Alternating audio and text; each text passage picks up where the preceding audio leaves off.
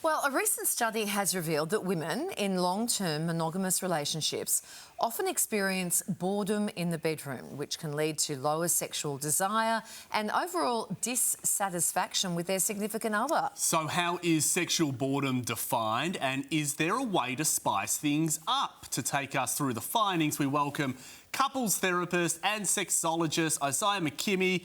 Good morning to you. Thank you for having me again. Welcome back. Walk us through these results. Yeah, so what a fantastic thing to study.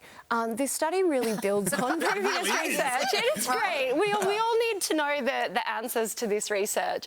This really builds on previous study that, as you said, Kylie, shows that high sexual boredom is correlated to lower sexual desire and lower relationship satisfaction. So we want to understand what we can do about that. Right, what is sexual boredom? Yeah, unfortunately, I think a lot of people can relate to this. Sexual boredom is really feeling like your sex life has become monotonous, uninteresting and unsatisfying. So a lot of people will describe it as sex feels like a chore, that they don't really get anything out of and they're not really interested in trying.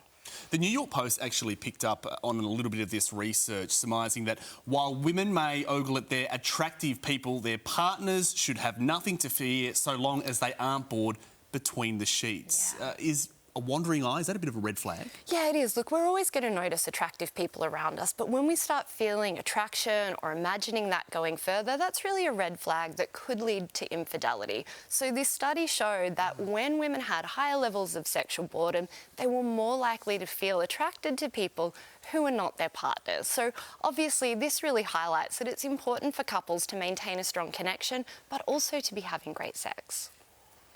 I'm just going to throw it out there. There'll be people at home listening to this. It's important people know that they wouldn't be alone in this feeling. Oh, absolutely. Like, wouldn't that be a lot of people in long-term relationships? Absolutely, absolutely. But we do know that couples can overcome this. And there's a whole lot of research that shows that there are things couples can do that can actually help them maintain satisfaction and really feel that kind of spark in their relationship. We probably need to know what that is. We need to know. Yeah. So we know that couples who have great sex lives also have a really strong foundation of doing things like spending time together, having great communication overall, and also making sex a priority.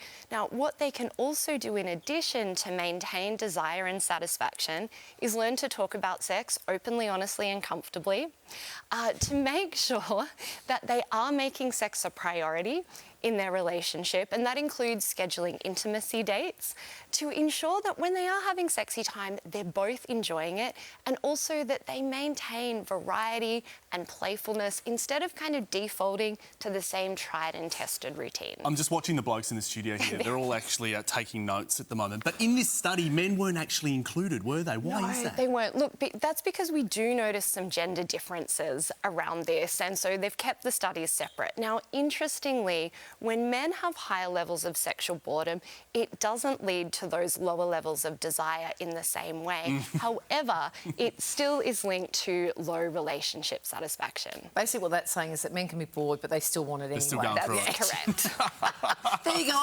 You've done the research for us, Chloe. I've just summed it up in a sentence. That's basically how it rolls.